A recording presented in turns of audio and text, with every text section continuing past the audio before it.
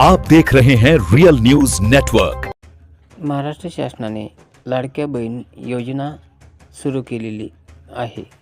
या योजनेचे काही महिलांना अद्यापर्यंत पैसे न मिळाल्याने वाशिम जिल्ह्यातल्या काही महिलांनी तब्बल जिल्हाधिकाऱ्यांनाच घेराव घातला आणि हे समजतात तिथे पोलीस बंदोबस्त तैनात करण्यात आला।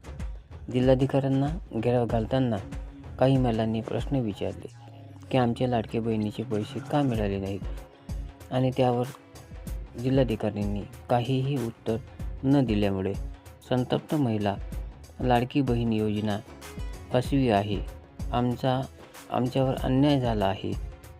संतप्त महिलांच्या प्रश्नाला उत्तर न देता जिल्हाधिकारी वाशिम यांनी आपल्या गाडीमध्ये बसून तात्काळ निघून गेले।